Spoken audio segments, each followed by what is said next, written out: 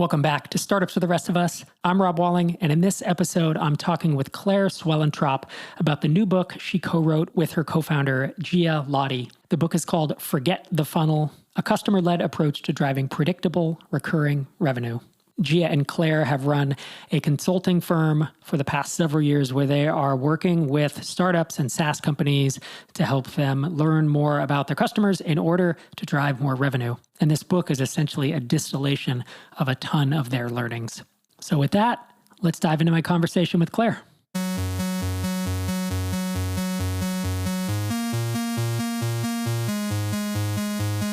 Claire Suellentrop, welcome to the show. Rob, thanks so much for having me. It is so nice to talk to you again. It's been, I was trying to think, was it MicroConf? Do you remember 2017 in Vegas?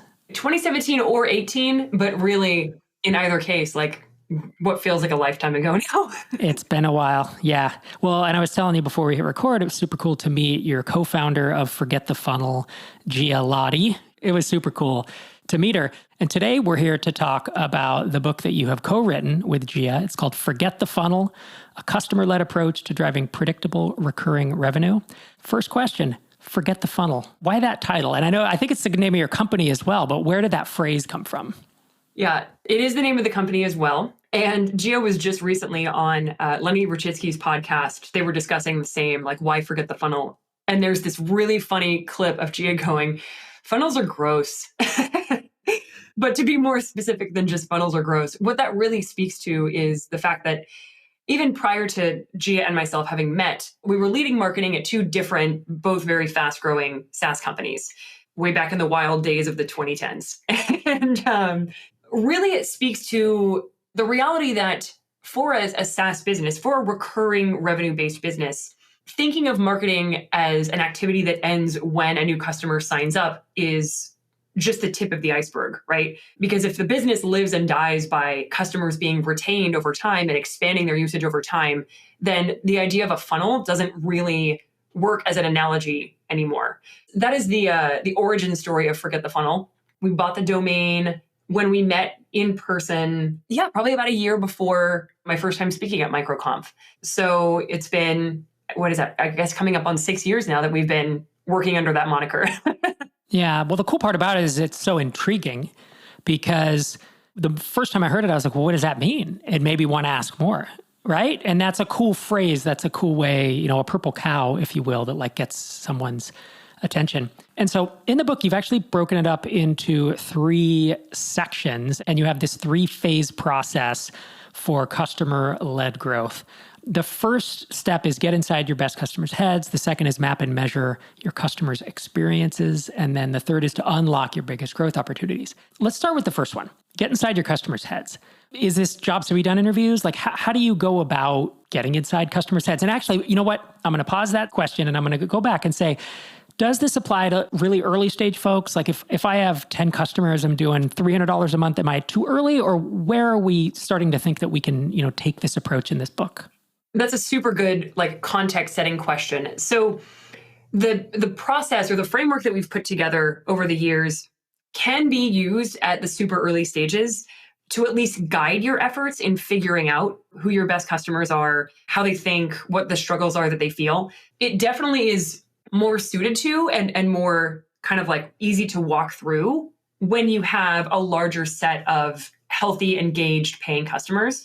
There's 2 chapters right next to each other, learning from customers and learning from future customers. And the future customers one really speaks to that experience of being early days enough with your product that you don't have an ideal customer base to learn from.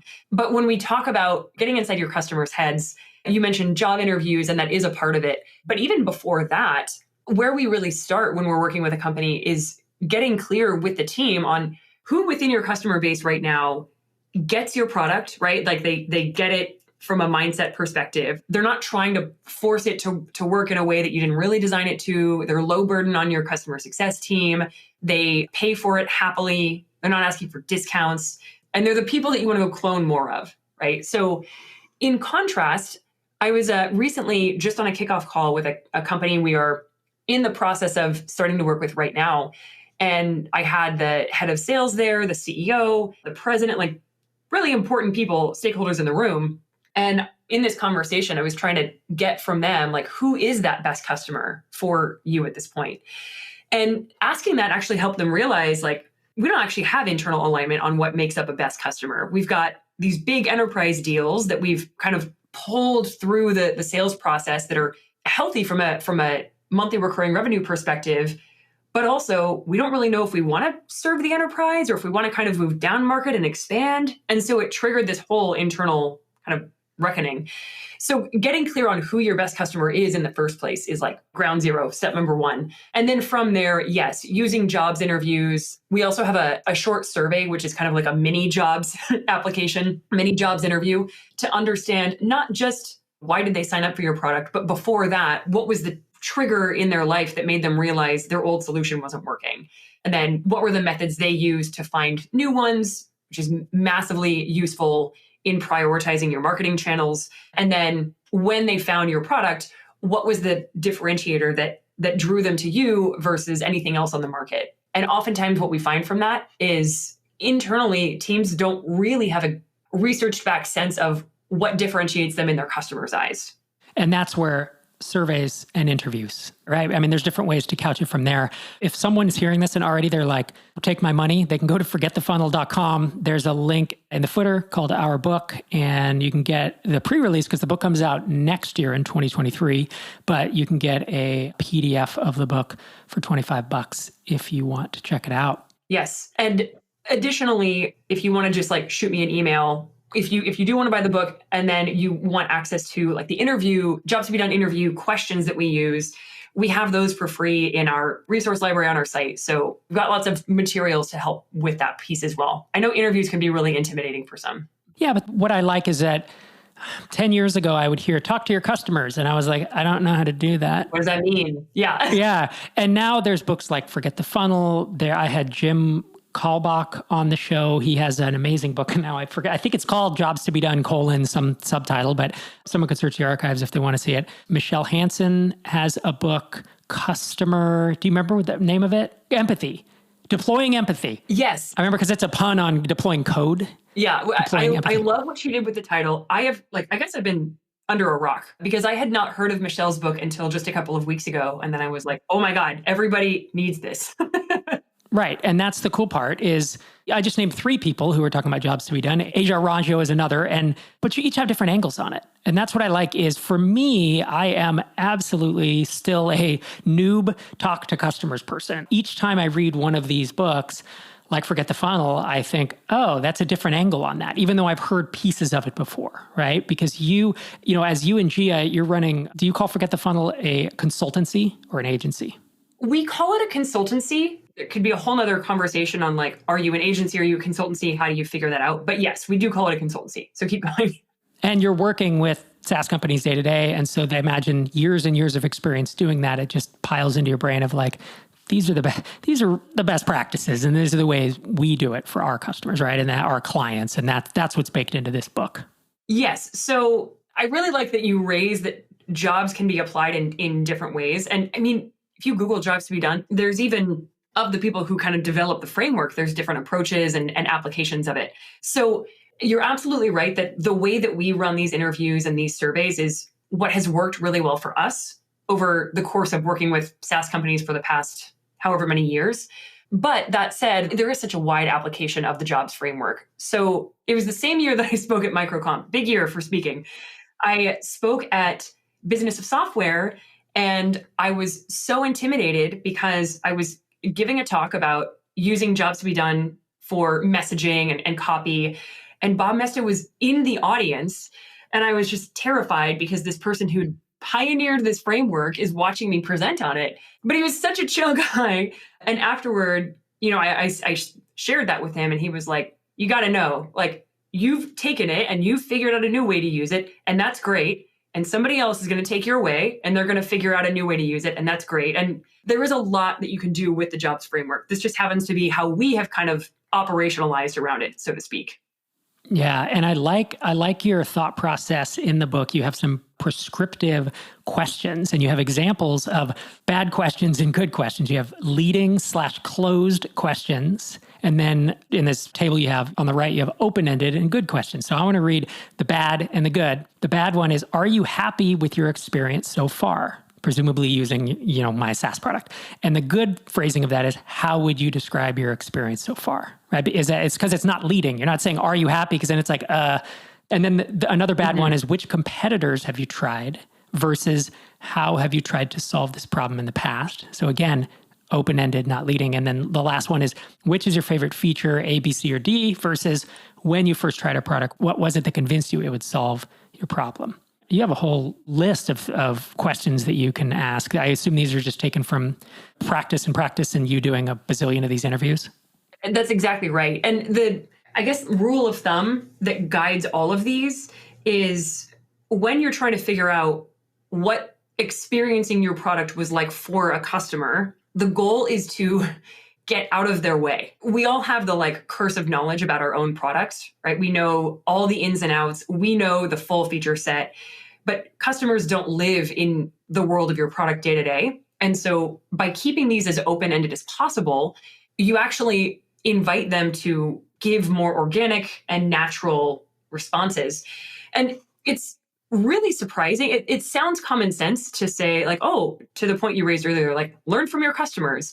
But there is a lot of surprising amount of technique involved to make sure that you're not accidentally adding in bias or giving them a false set of choices that they wouldn't have made for themselves. So that last one, for example, which is your favorite feature, A, B, C, or D, could give you an indication of okay, of these 4 features, this many people said this was their favorite. But had you left that question open-ended, they could have volunteered a totally different aspect of the product that you wouldn't have even been aware was important, right? So learn from your customers it's really good advice, but it's very generic. And so what we were doing with the book is trying to remove that level of vagueness around talking to your customers so that it can be a more paint by numbers practice.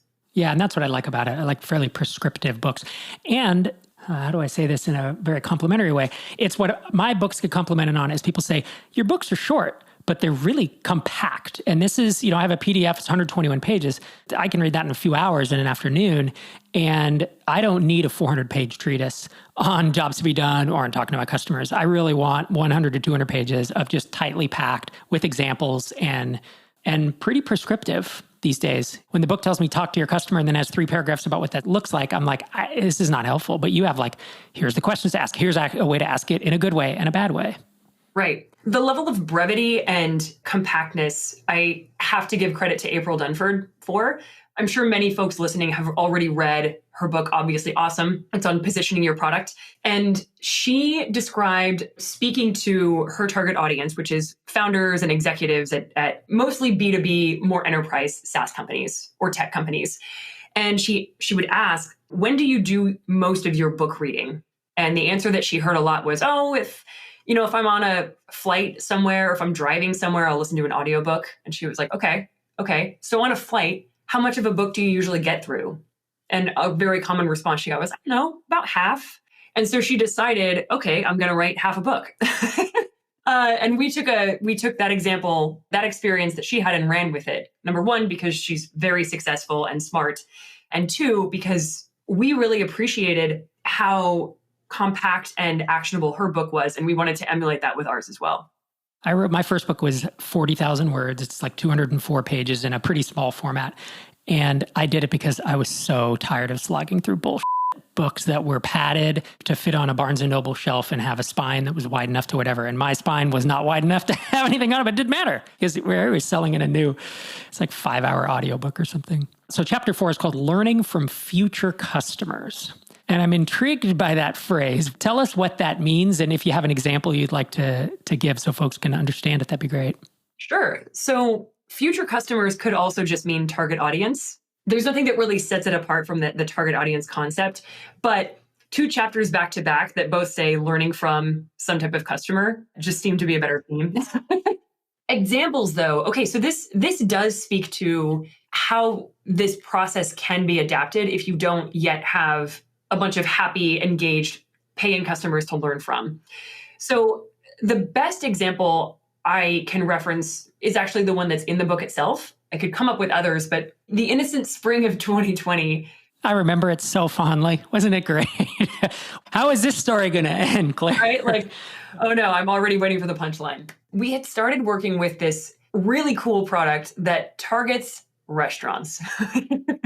So really, really robust, basically like all-in-one restaurant management software. So it managed the front of house, it managed, payment acceptance, it managed back office things like bookkeeping, product inventory. It was this big product, long sales cycle, heavy implementation, especially if this company's target customer is restaurant groups that have at least several locations and they have a large enough operation that they realize they need to streamline things. Well, then COVID hits and every restaurant is forced to shut down and they're, trying to figure out how to stay alive.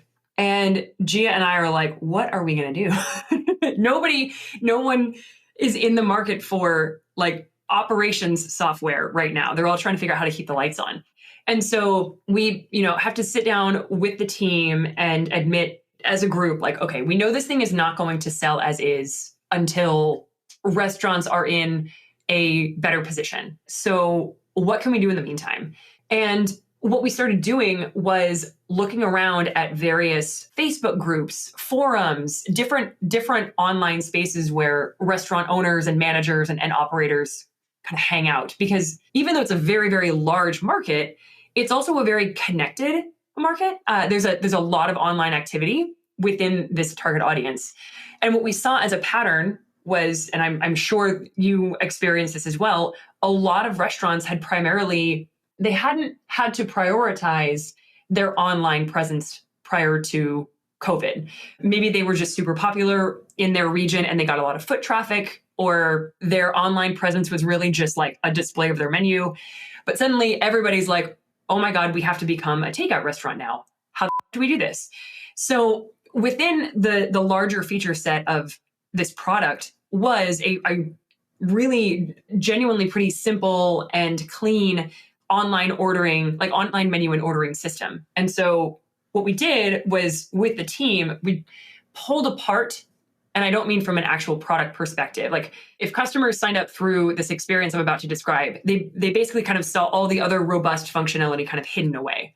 And we, in a sense, like from a marketing perspective, separated out this online menu and ordering system part of the product and made it free and available to restaurant owners or managers who were trying to get set up with an online ordering system for the first time. It also had the competitive advantage of, like, if you wanted to not only directly accept orders, but if you wanted to take orders through DoorDash and Uber Eats and all the other third-party players, it had that capability as well. And so with that, we launched a wait list to see, like, okay, is there enough room in the market for people to even be interested in this right now? And it turned out that the answer was yes.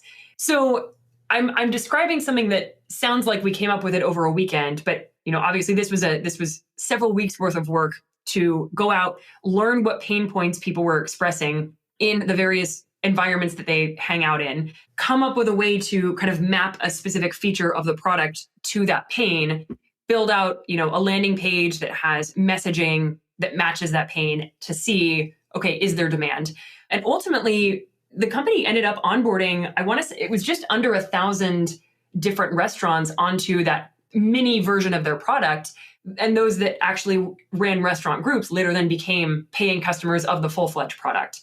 So hit me with follow-up questions, because I know I kind of rambled through that, but that's one example of target audience research versus customer research. Yeah, no, that was a really good example, actually. It's very akin to Amy Hoy and Alex Hillman's like 30 by 500 approach, where they talk about like sales safarying. So if anyone's listening and went through 30 by 500 or read, any of their books, like this should probably sound familiar.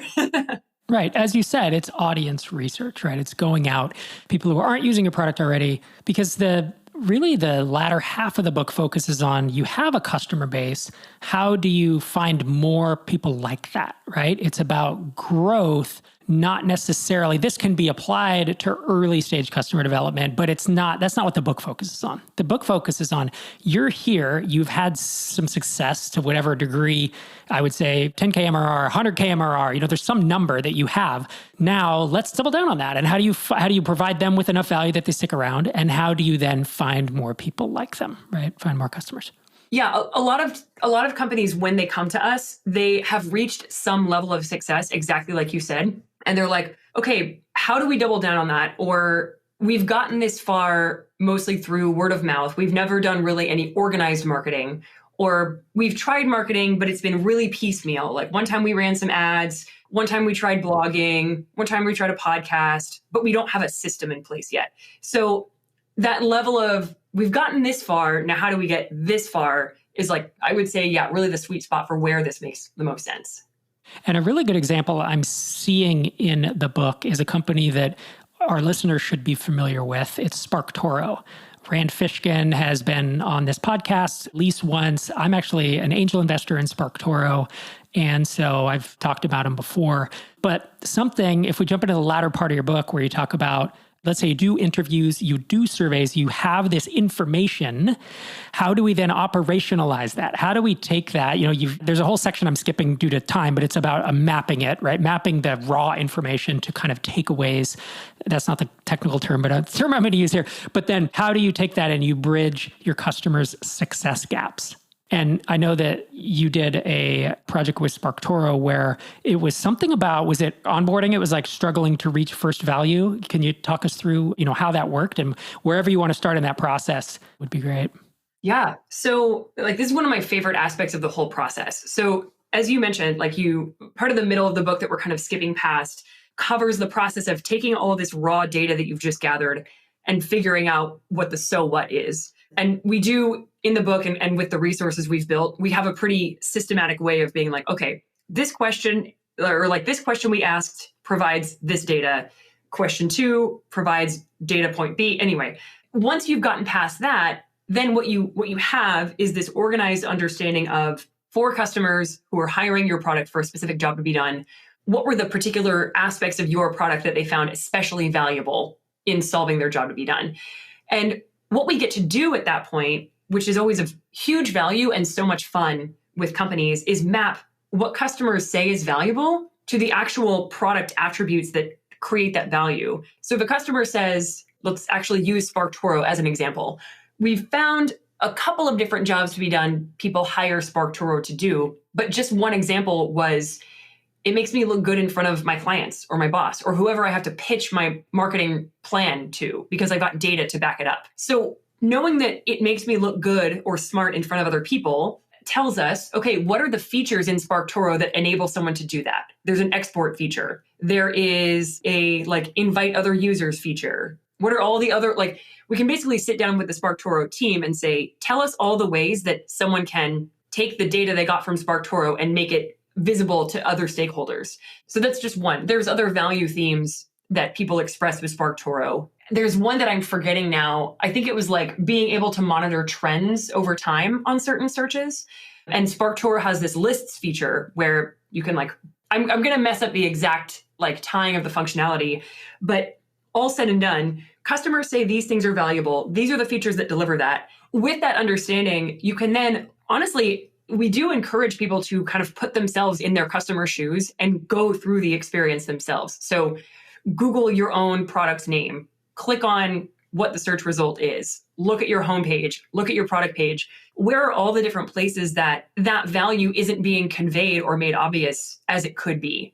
So with SparkToro, there was huge opportunity to better convey that value that customers found and the features that drive it in the onboarding process. So there were a number of things that they implemented. One, their head of marketing, Amanda, who is a rock star, wrote up an onboarding email series highlighting what those features were and where you could find them within the product. I want to say the team implemented a product like an onboarding checklist. So, create your first list, invite your first team member, or do your first export, whatever it might be. So really what they were doing was onboarding optimization or conversion rate optimization, but instead of it just being based on generic best practices, they were doing it through the lens of what their best customers found valuable and using that as the way to decide what actually needed to change about the experience. That's super cool. And they implemented that, and what were the results? Yeah. So it was about a month later that we checked in to see how things had gone. And just by the onboarding updates alone, no changes to anywhere else outside of the experience, they had doubled their trial to paid or their free to paid conversion rate in a month, which is wild. Crazy. Yeah. That's great. I mean, that's what we call low hanging fruit, right? Is finding something that is not months or years worth of work to widen your top of funnel or do whatever. So that's a pretty big win. Yeah. Claire Suellentrop, thanks so much for joining me. If folks want to keep up with you on Twitter, you are Claire Suellen, Suellen. Of course, we'll link you up in the show notes. And as I mentioned at the top of the show, forgetthefunnel.com, and there's a link in the footer to buy this amazing book. Thank you so much for the kind words and for having me on. Always good to be chatting, and see you in Denver next year. Absolutely. Yeah. We should take this moment to say that as of maybe a week ago, I learned that you're speaking in Denver, MicroConf US in Denver in 2023. And so we'll get to hang out again. That'll be awesome. And then will the book be launching around that time too? Ideally, the goal is to have the physical copy ready in advance of that time frame. So as long as Gia and I can stay on track. Yeah, I know how that is. I'm working on I have my fourth book right now, and I just finished the manuscript. And I look out and I'm like, I need typesetting, I need design, I need a cover design, I need printing, and I'm like, man, it's going to be months and months till I can get this thing out of here. Yeah. So I feel your pain. Yeah. Well, best of luck on are you already done with the manuscript? You said you just finished the manuscript? Yeah. Okay, congrats. Yeah. Congrats on that milestone. Needs to get edited, but yeah, no, it's a good spot. But just so people aren't confused, you have a preview copy people can buy. It's a PDF, yes. Forgetthefunnel.com, if they want to check out the book. And, if you're listening to this and you do buy the book, mention Claire and me. I'm at Rob Walling, and just thank Claire for coming on Startups Pod and doling out the knowledge. Thanks again, Claire. Absolutely. Thanks so much for having me, Rob. Thanks again to Claire for coming on the show. And thank you for listening this week and every week, whether it's 5 episodes or 500. I really appreciate you coming back each week, leaving your reviews, leaving your comments, mentioning Startups Pod on Twitter, mentioning it on Hacker News and Reddit and Quora and just anywhere people are asking about podcasts. All of this helps to spread the word and keeps me motivated to recording and shipping this podcast every week, as we've done for the last 12 years. This is Rob Walling signing off from episode 636.